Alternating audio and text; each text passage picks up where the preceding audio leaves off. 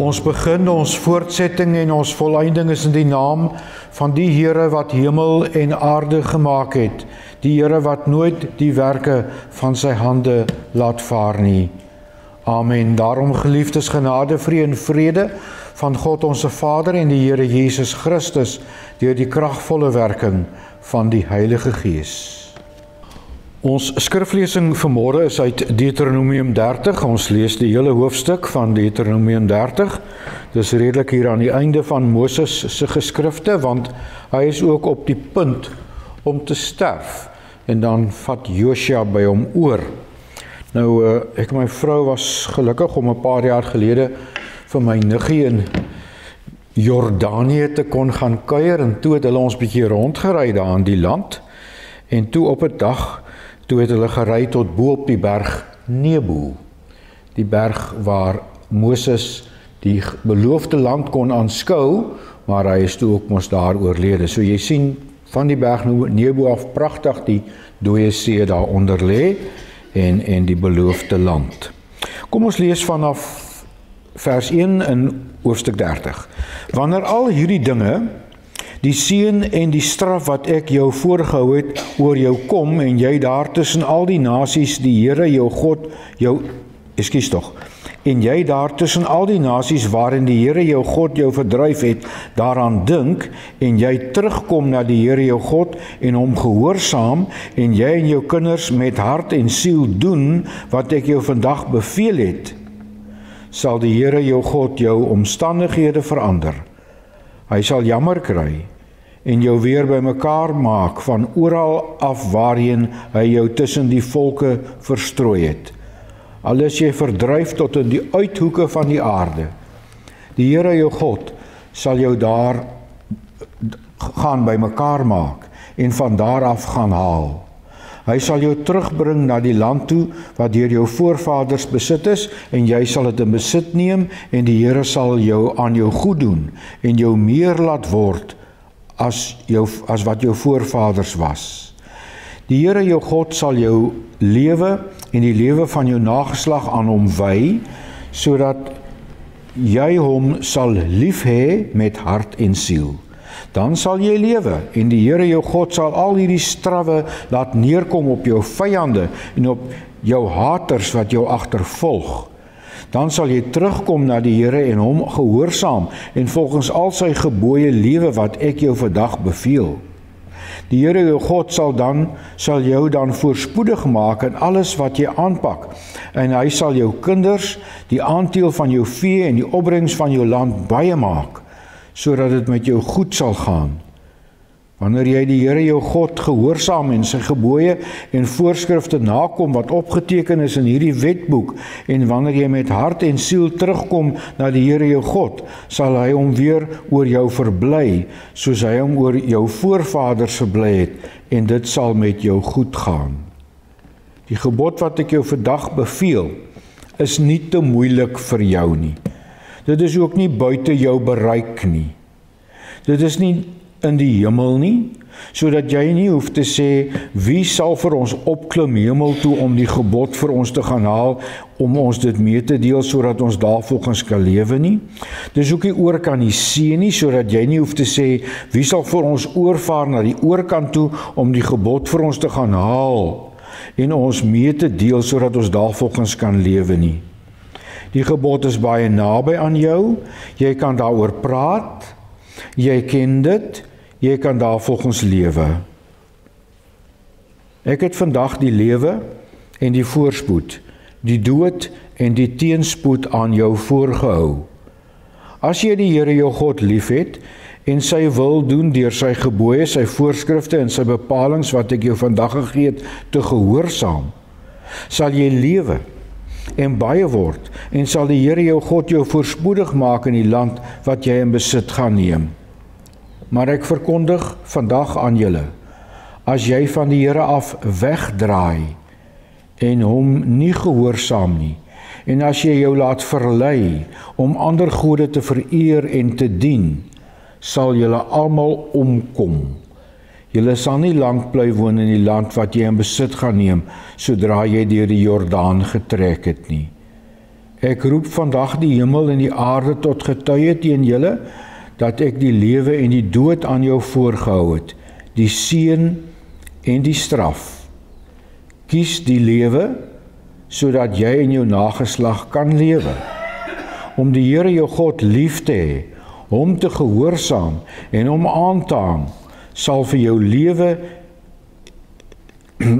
lewe gee en jou lank laat woon in die land wat die Here met 'n eed aan jou voorvaders Abraham, Isak en Jakob beloof het om aan hulle te gee. Tot sover die woord van die Here. Kom ons bid saam.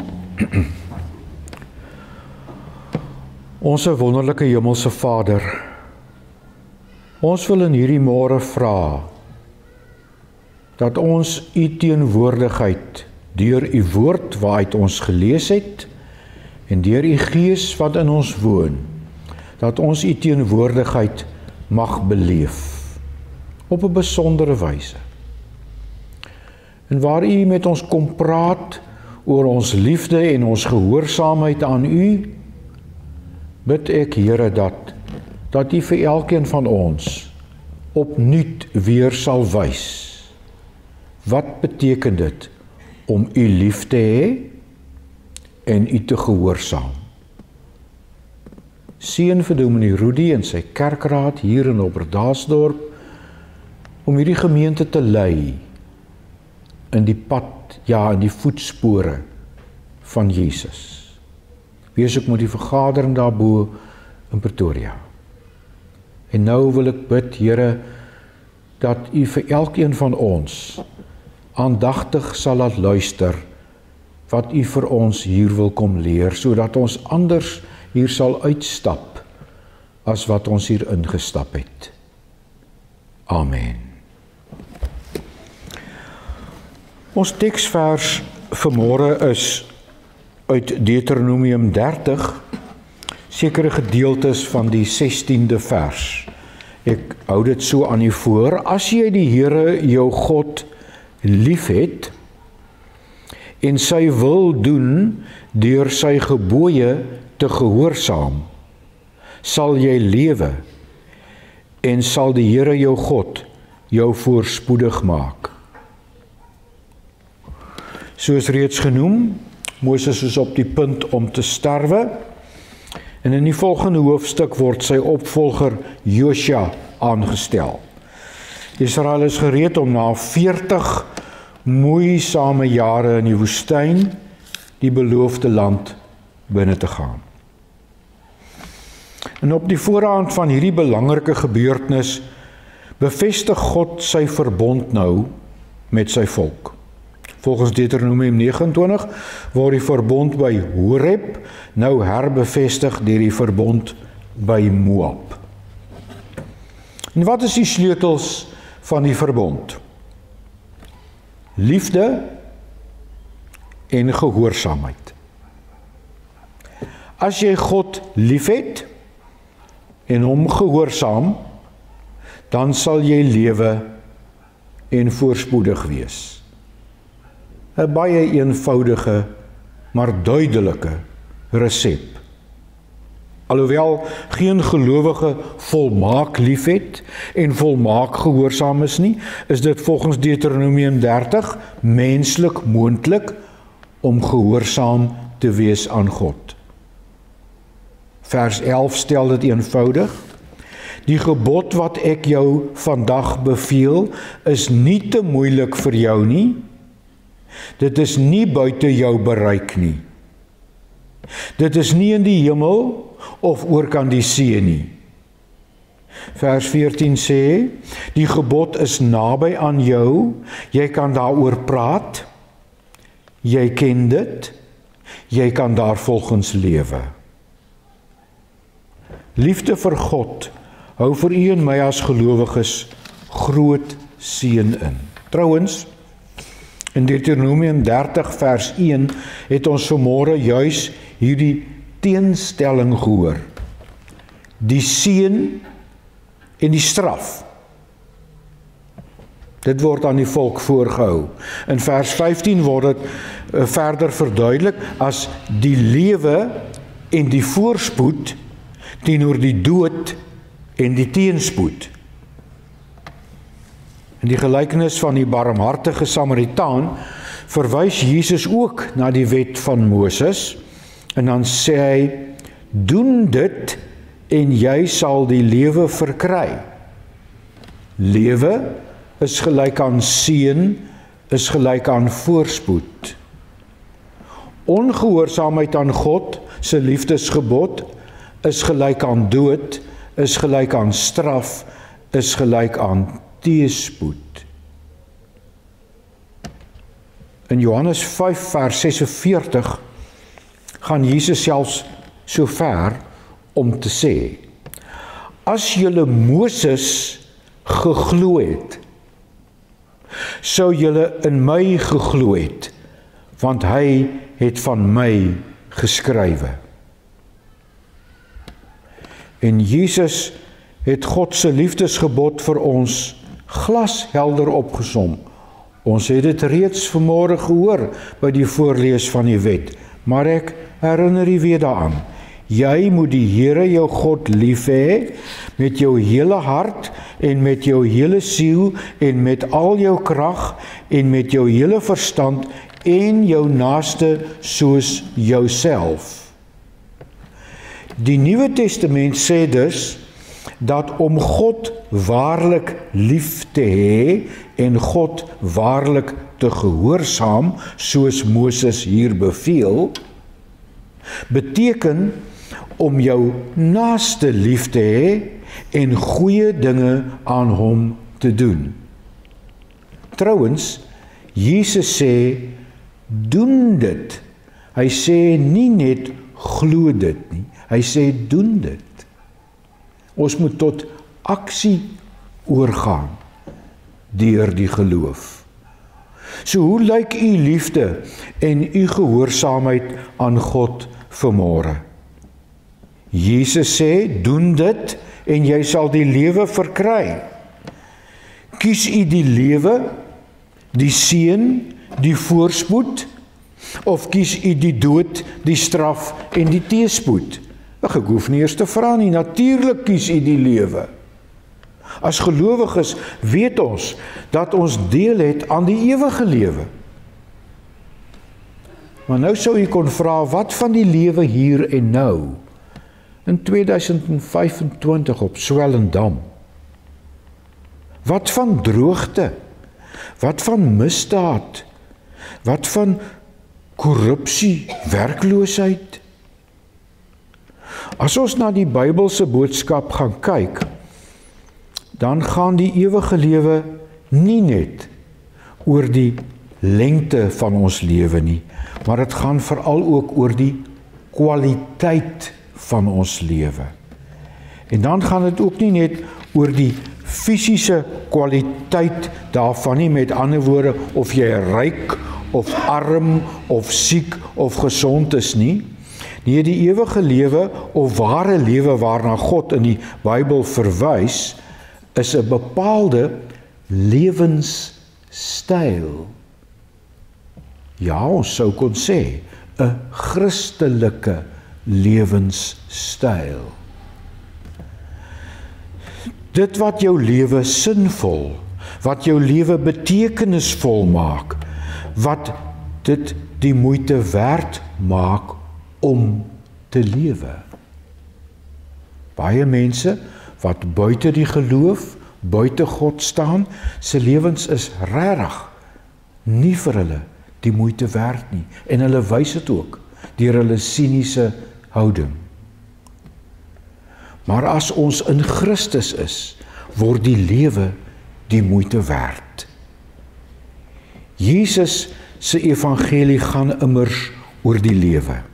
Maar is 'n eienaardige lewe, moet ek toegee, 'n vreemde evangelie, want Jesus sê in Matteus 10, hy wat sy lewe wil behou, sal dit verloor. Iemand wat dus net vir homself leef, sal die lewe verloor. Die dood en die teëspoed wag vir hom. So waar lê die oplossing vir die geheim van 'n sinvolle lewe? Die Bybel leer dat die ewige lewe beteken om aan jouself te sterf, sodat Christus in jou kan lewe. En die ewige lewe beteken verder om vir ander te leef soos Christus vir ander mense hier op aarde was. Jesus sê, elkeen wat sy lewe wil behou, sal dit verloor.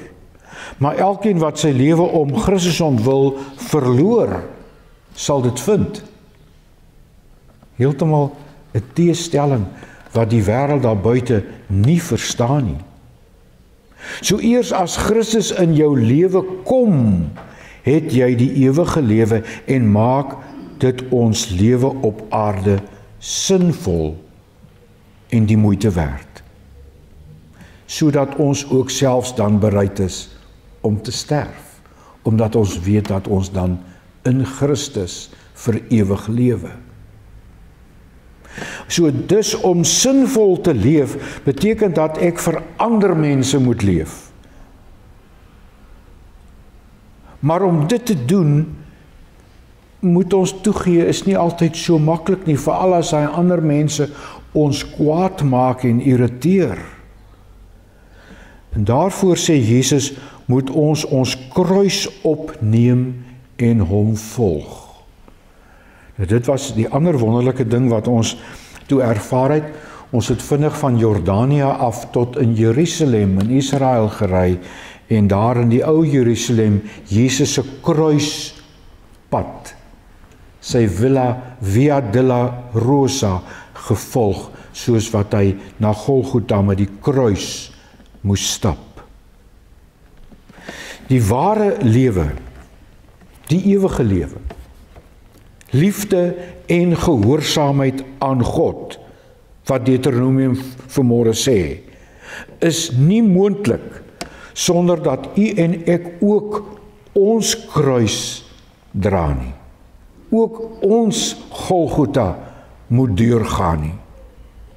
Eers as ons aan ons eie belange sterf, kan Christus in ons opstaan en kan ons in gehoorsaamheid aan God begin leef en vir ons medemens leef. Ons sê so maklik, ons glo in die opstanding van Christus en dit is reg so. Maar het Christus al in u lewe opgestaan? Die ewige lewe, ware gehoorsaamheid aan God, beteken dat my lewe 'n bewys moet wees dat God leef en dat Christus in my opgestaan het en in my leef, sodat ek sy getuie in hierdie wêreld sal gaan wees. Deuteronomium 30 trouwens, die hele Bybel, vat eintlik hierdie lewe saam in die woord liefde. Eers as Christus in jou lewe oorneem, word die ware liefde in jou gebore. Kry jy deel aan die ewige lewe. Deuteronomium 30 sê, God se liefdesgebod is nie in die hemel, of daar ver oor kan die see nie. Nee, dis nie onbereikbaar nie. Christus het dit juis vir ons aarde toe gebring. Ons kan dit in die geloof ontvang.